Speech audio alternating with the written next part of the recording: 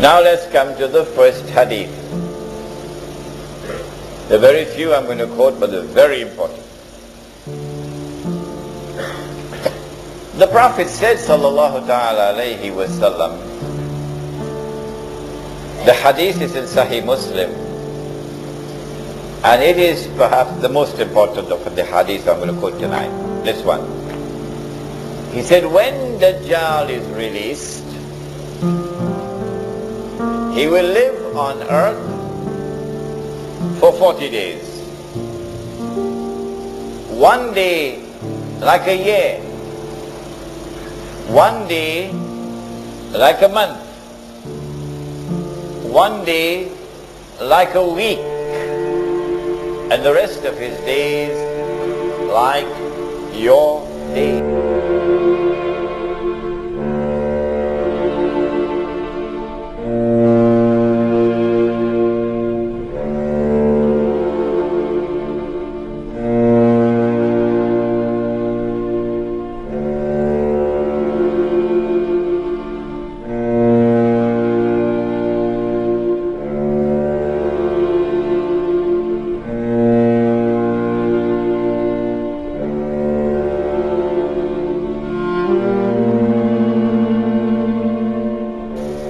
That the island was Britain. And so when Dajjal was released and commenced his mission to deceive Banu Israel and to deliver to them what would appear to be the return of the Golden Age, it is from Britain that he commenced his mission.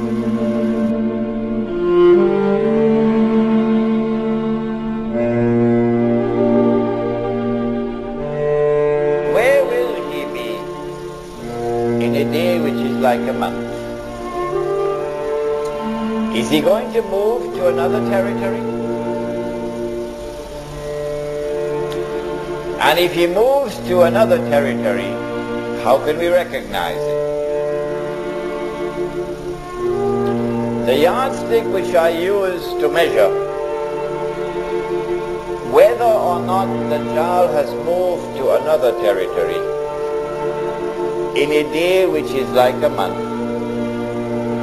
is the yardstick of the state of Israel. Who is the one who is keeping it alive? Who is the one who is conferring upon it security? Who is the one who is building it up constantly, feeding it, and making it stronger and stronger and stronger and stronger.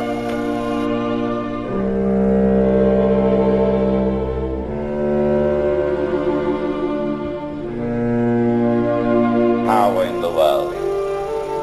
And that the United States of America still has this strategic relationship with the State of Israel. I have taken pains to mention dates because I want you to calculate. That was a day like a year, and this is a day like a month. What comes after this? Now is the time you have to think. And if out there in Indonesia they could understand it so easily and so quickly, grasp it so quickly, there is no reason why you cannot. In order for Dajjal to complete his mission, he has to move from a day which is like a month to a day which is like a week. If when he was in a day like a year, he was in one territory, and that was the ruling territory, the ruling power, and then in a day which is like a month, he moved to another territory, and that country became the ruling power, it follows therefrom that when he moves to a day which is like a week, he will move to a third place. a third country. And that country will now replace the United States of America as the ruling power in the world. But it will not rule for long. Just a short time. Which will be that territory?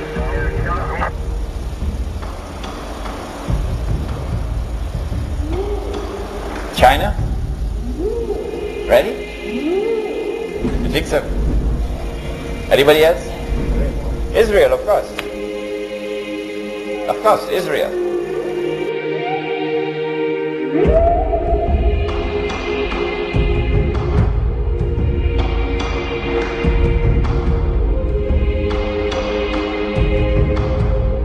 Since they're still waiting for Al-Masih to come, you can't live in New York and not know that.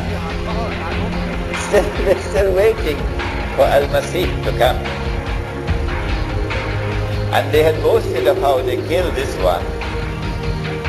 The Prophet Muhammad ﷺ informed us that Allah will send in the last age this being created by Allah, who will impersonate Al-Masih and who will convince them that he is delivering the return of the golden age.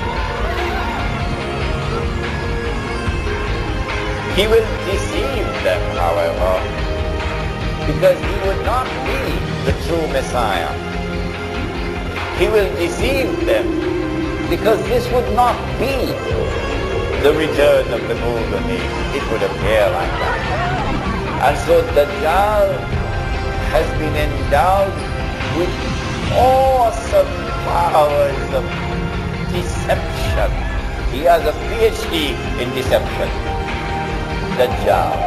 This is indeed the meaning of the word itself, Dajjal.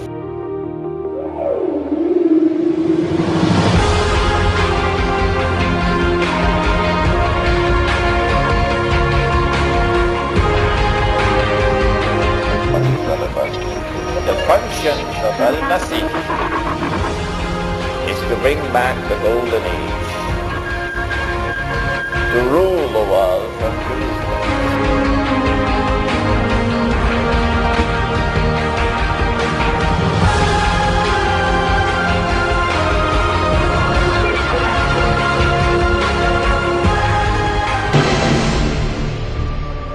What is modern Western civilization? What is its conception of the movement of history? What is its conception of the end of history?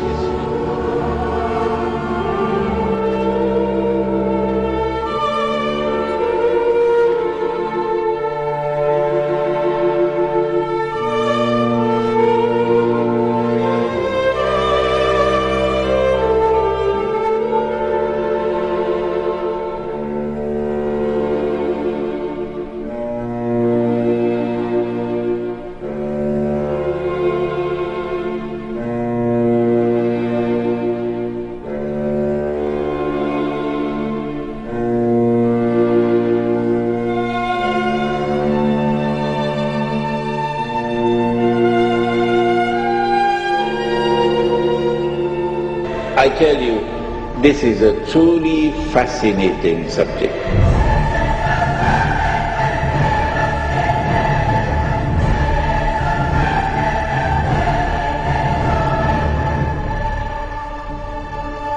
This is the civilization which has an obsession with the Holy Land. They may not say it, but they also believe that history is going to end with events which will unfold in the Holy Land, as the Christians do, as the Jews do. Modern Western civilization has displayed its obsession with the Holy Land.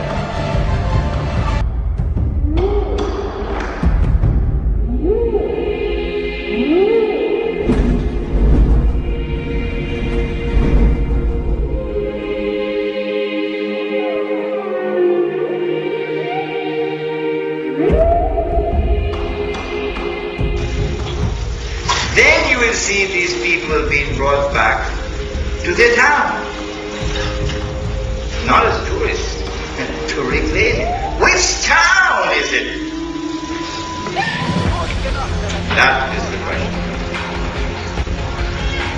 Who should answer that question? Let us go to a man named Muhammad alayhi salatu wasalam. Meaning, let us go to the hadith. Let us look for all the ahadith that there are on Gog and Magog. In 9 books of hadith, there are 58 ahadith.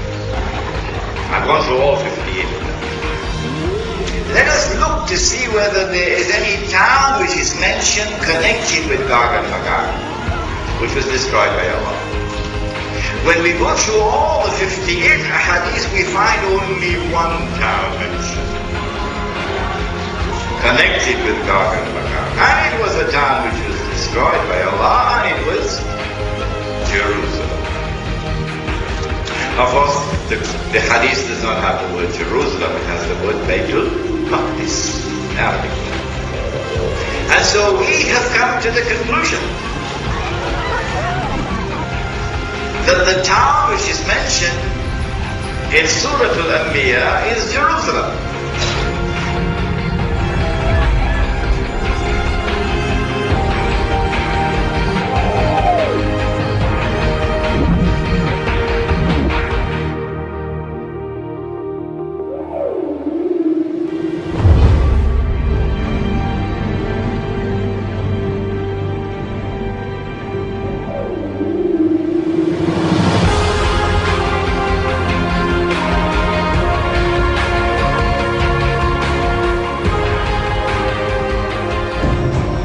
This is in all the books of tafsir.